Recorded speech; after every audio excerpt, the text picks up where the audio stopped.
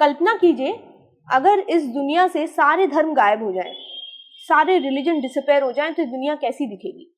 शायद वैसी ही जैसी तब दिखती थी जब इस दुनिया में धर्म नहीं थे। अब ये मत कहना कि अरे मैडम ये क्या बोल रही हो, धर्म तो हमेशा से था, एटलीस्ट हमारा धर्म तो हमेशा से था।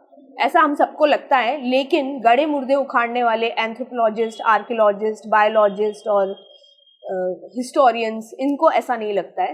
रिसर्च कहती है कि रिलीजन दरअसल मैनमेड कॉन्सेप्ट है। इंसान ने धर्म को बनाया ताकि ये जो दुनिया है, समाज है, जरा सभ्यता से पेश आए, तमीज से पेश आए। वॉल्टेयर एक महान फिलोसफर बताए जाते हैं फ्रांस के 18वीं शताब्दी के।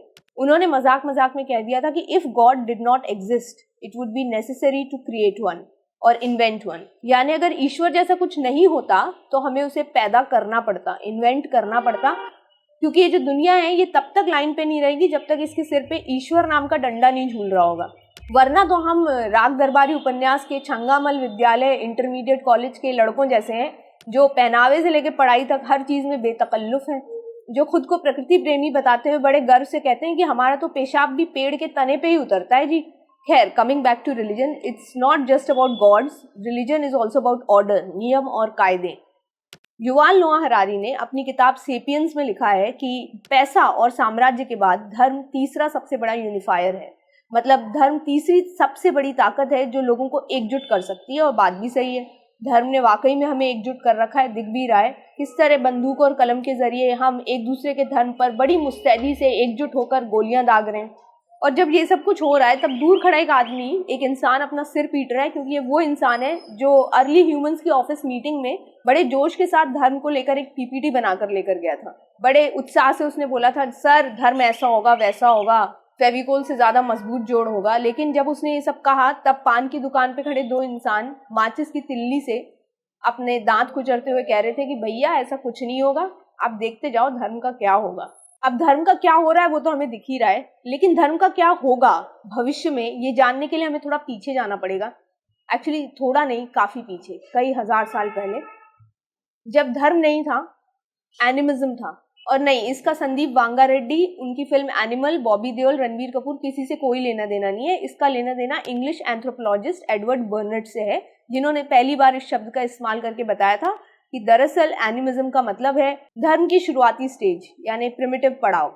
देखिए, ज्यादातर स्कॉलर्स इस बात से सहमत है कि जब इंसान शिकार विकार करके खाना ढूंढता था तब एनिमिज्म चलता था, जिसका मतलब है सोल या स्पिरिट। ये एक तरीके की सोच है जो कहती है कि हर जगह, हर जानवर, हर पौधा, प्रकृति के रचे हर एक जीव और निर्जीव वस्तु में अवेयरनेस है, भावनाएं हैं, और वो इंसान से सीधे कम्युनिकेट कर सकती है। एनिमिस्ट मानते हैं कि बड़े से पहाड़ पे वो जो बड़ी सी चट्टान है ना, उसकी भी ख्वाहिशें हैं, वो भी आपसे गुस्सा हो सकती है या आपसे मजाक कर सकती है।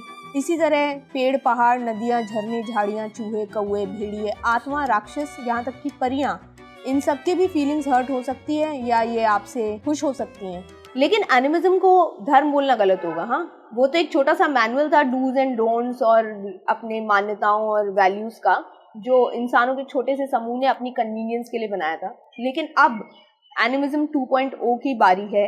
ऐसा मेरा नहीं, स्टीफन अस्मा का कहना है, जो कि प्रोफेसर ऑफ साइकोलॉजी हैं और बड़ी गहरी बात कह रहे हैं। स्टीफन का कहना है कि जिस तरह हमारा मशीनों से लगाव बढ़ रहा है, एआई के प्रति हमारी श्रद्धा बढ़ रही है, डिवाइसेस से हमारा पेट नहीं भर रहा है और हम असली दोस्त न बना के मेटा से गप्पे लड़ाने में बिजी हैं, उससे तो यही लगता है कि एनिमिज्म 2.0 जल्द ही आ सकता है। कई इन्फ्लुएंशियल थिंकर्स मानते हैं कि मशीनरी से जो नज़दीकी है ये आर्टिफिशियल इंटीमेसी है, इससे कुछ नहीं होना है।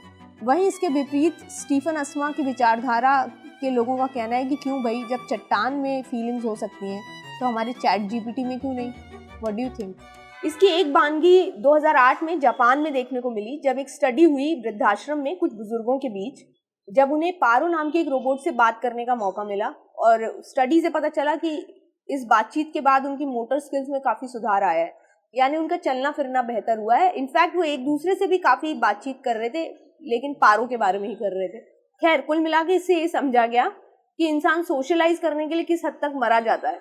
इसलिए इंसान ने जब खेती को चुना और उसे अजनबियों के साथ डील करना पड़ा, तब आया एग्रीकल्चरल रेवोल्यूशन। ये करीब 12,000 साल पहले की बात है। और उसी वक्त धर्म का आइडिया भी पनपा, जिसने कुछ ऐसी वैल्यूज, मान्यताओं, विचारों को तैयार किया जो थी तो काल्पनिक, लेकिन अजनबियों को एकजुट करने के लिए एकदम सही थे। इतने सारे अजनबी एक साथ एक पेज पे रहे, इसलिए ये इमेजिन टर्म्स एंड कंडीशंस का एक मोटा सा मैनुअल तैयार किया गया, जिसमें एक अनदेखी शक्ति को सर्वोपरि बताया गया, जिसके नियम को आप चैलेंज नहीं कर सकते। आगे चलकर इस अनदेखी शक्ति को किसी धर्म ने गॉड, किसी ने अल्लाह, किसी ने ईश्वर का नाम दिया। ये हमारे सोचने की शक्ति ही थी कि हमने कुछ ऐसी कहानियाँ गढ़ी जो दो अजनबियों को भी एक साथ ट्रेन में घंटों बात करने के लिए काफ़ी होती हैं। एक बार धर्म की बात शुरू कर दो तो अजनबी भी अपने लगने लगते हैं। खैर, वक्त के साथ धर्म अपनी मासूमियत खोता गया और अब वो पूरी दुनिया में फ्रेंचाइजी के माध्यम से नैतिकता का पाठ पढ़ाने का काम करने लग गया। लेकिन अब दुनिया नया पाठ पढ़ना चाहती है।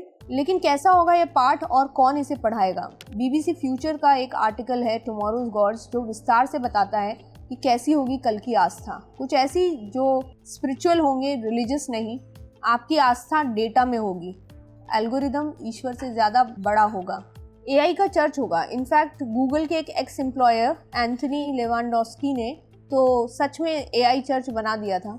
उसका क्या हश्र हुआ वो आप गूगल पर ढूंढ लीजिएगा। और सुनिए, डिज़ाइनर आस्थाओं का भी दौर आएगा, जब आप अपने बिलीफ सिस्टम को अपने हिसाब से पिक, मिक्स और क्रिएट करेंगे। जैसे आप बुफे में खाना चुनते हैं, तो कल्पना कीजिए कि अगर इस धरती से धर्म गायब भी हो जाए तो आस्था तो जिंदा रहेगी, भक्ति तो किसी न किसी चीज़ की होती ही रहेगी। कुछ और नई कल्पनाओं के लिए कल्पना कीजिए को सब्सक्राइब कीजिए। धन्यवाद। जय श्री राम। ये बोलना ज़रूरी है।